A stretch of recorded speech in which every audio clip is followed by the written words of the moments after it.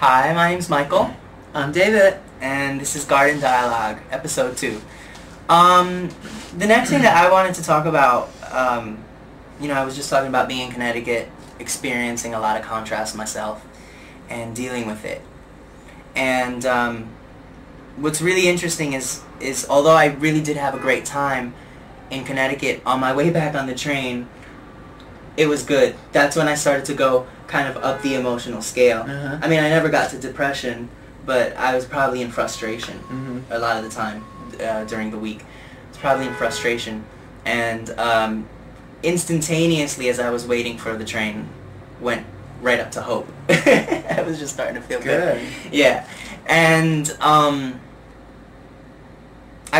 arrived into the city feeling good about myself and knew that I was going to have a good time. You know, I had made plans with a friend of mine. We're going to go out, have a couple drinks, have some deep discussions like we do.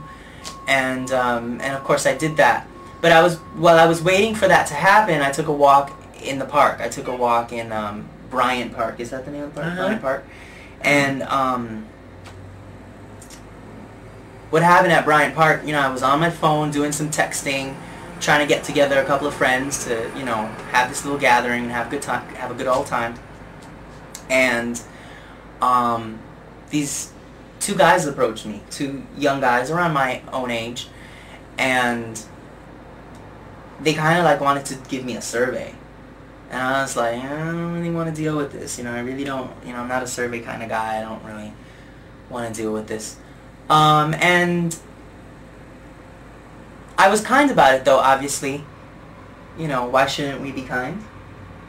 And they told me about who they were and what they do. And they I guess are you could say maybe perhaps recruiters for a youth center that's very focused on philosophy and spirituality, very much like, the show that we do. We're very focused on philosophy and spirituality. So, I love all the people in my life. I really do. I love my friends in Connecticut. But something that a desire that I've been putting out there is to have more people in my life, even more friends that I can resonate with, that I can feel aligned with. And here they come into my life, these people. And they're probably going to be a part of this show at some point.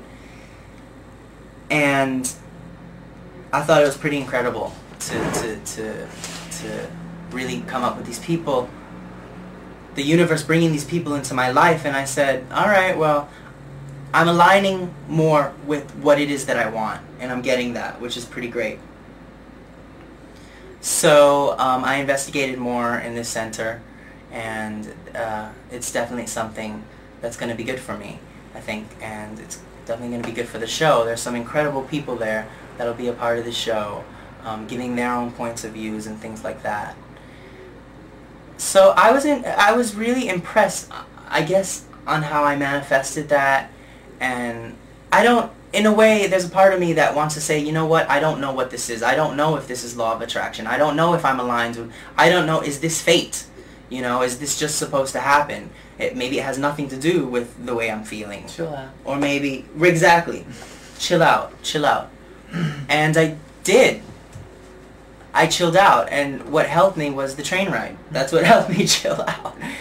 And, I suppose I manifested this, so that was great. And then after that, I met up with my friends and had a great night.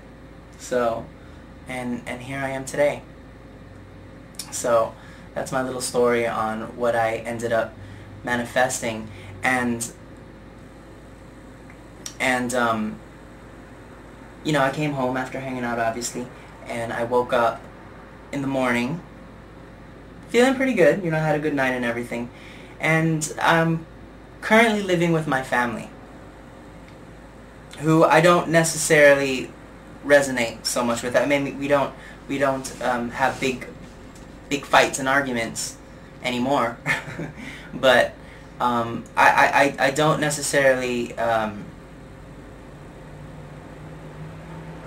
we're not necessarily vibrationally aligned, you could say. They have their own thing, and the most loving thing that I do for them is let them have their own thing, their own belief system. But it doesn't, I don't come from a place of lack. I can't do that. It's just not who I am. So I definitely have my own belief system that I follow personally, and my own little teachings, like a lot of Louise Hay and Abraham, especially A Course in Miracles. And I was feeling a little bit out of my element. I mean, I woke up and I thought to myself, there were certain people in the house that I was like, I wish they were not here. God, weren't they supposed to go to work today? What happened? And then I remember it's Friday and she has the day off. So, but I did my best, again, not to pay attention to any of that. And I did what I had to do. I woke up, I had a little bit of breakfast, and got out of the house and did some of the things I had to do today. I went to the youth center to do a couple of things that I had to do, and then came over here to do this show. And when I hopped on that train, I really felt much more in my element. Thank God. And I think I'm doing a good job overall of vibrating, and I do expect change. I do expect change. I know that I'll be having a wonderful apartment again to live in on my own, and more wonderful friends in my experience, and less contrast. I want to have more fun with the contrast, not so much frustration. But at least, I guess, it's been a while since I've been really depressed, and it's been a while since I've been really angry. Frustration is definitely a better place to be. So,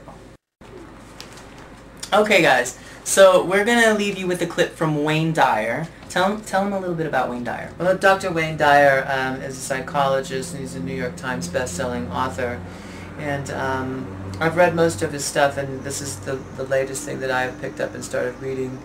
It's Living the Wisdom of the Tao, and it's really quite enlightening. It's beautiful reading because, you don't have to put a whole lot of mentality into it, You can, read it before you go to bed, or read it a little bit in the morning, and it's several different verses, and they're really quite lovely.